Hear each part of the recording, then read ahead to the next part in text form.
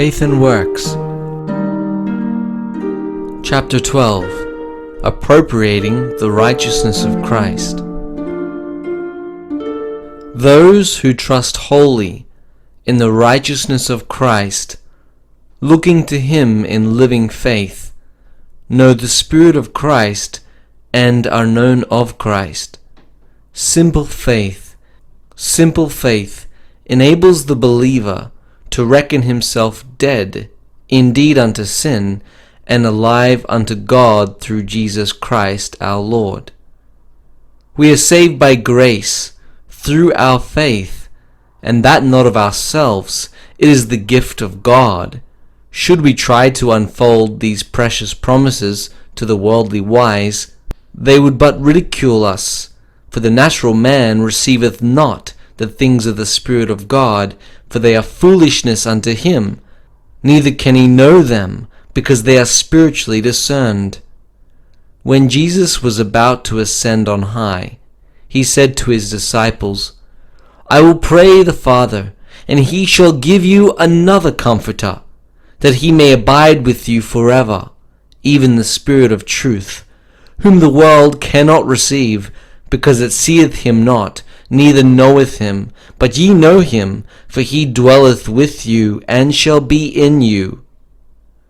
Again he said, He that hath my commandments, and keepeth them, he it is that loveth me, and he that loveth me shall be loved of my Father, and I will love him, and will manifest myself to him.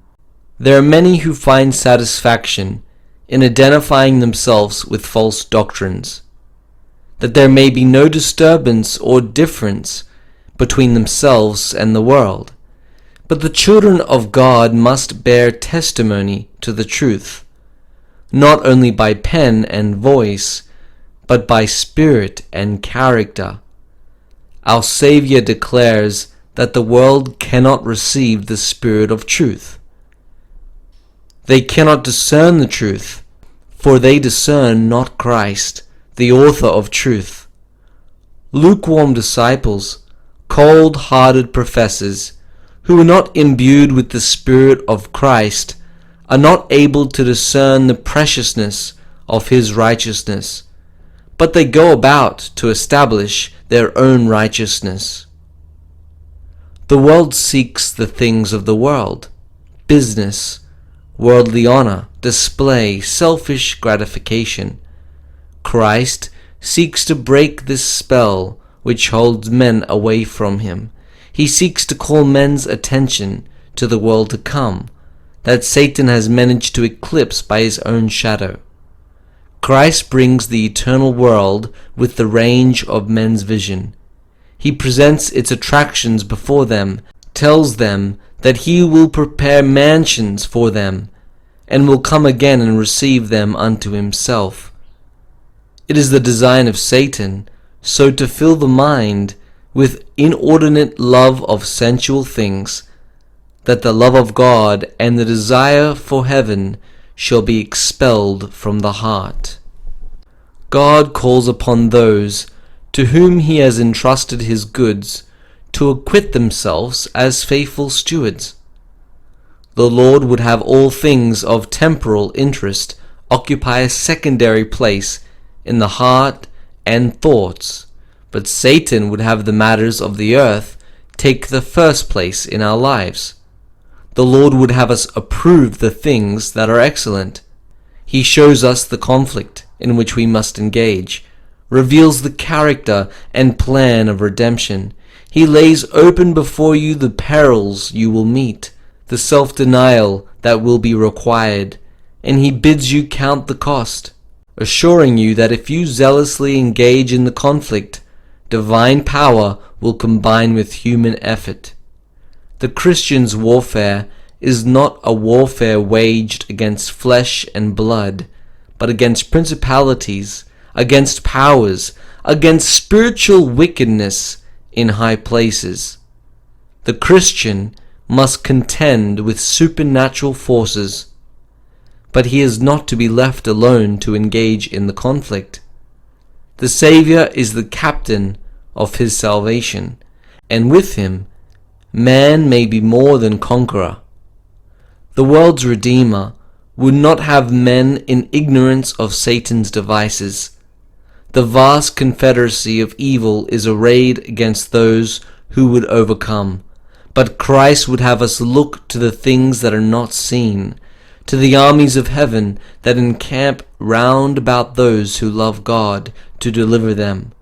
The angels of heaven are interested in behalf of man. The power of omnipotence is at the service of those who trust in God. The Father accepts the righteousness of Christ in behalf of his followers, and they are surrounded with light and holiness which Satan cannot penetrate. The voice of the captain of our salvation speaks to his followers, saying, "Be of good cheer. I have overcome the world. I am your defense. Advance to victory through Christ." Restoration as well as reconciliation is provided for man. The gulf that was made by sin has been spanned by the cross of Calvary. A full, complete ransom has been paid by Jesus, by virtue of which the sinner is pardoned and the justice of the law is maintained. All who believe that Christ is the atoning sacrifice may come and receive pardon for their sins.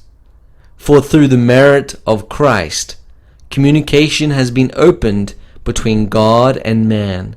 God can accept me as his child, and I can claim him and rejoice in him as my loving Father. We must center our hopes of heaven upon Christ alone, because he is our substitute and surety.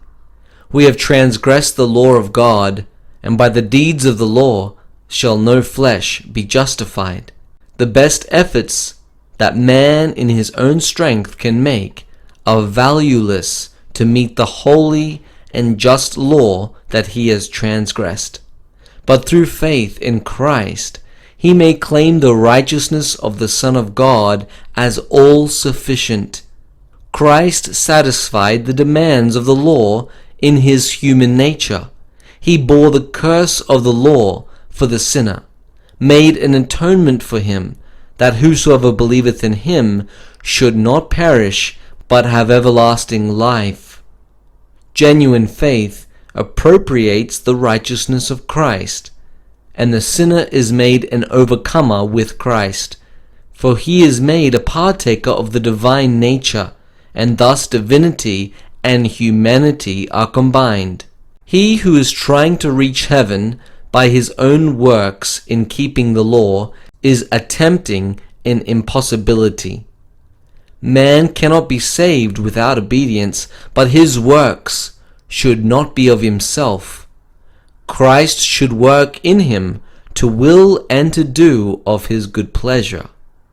If a man could save himself by his own works, he might have something in himself in which to rejoice. The effort that man makes in his own strength to obtain salvation is represented by the offering of Cain. All that man can do without Christ is polluted with selfishness and sin, but that which is wrought through faith is acceptable to God.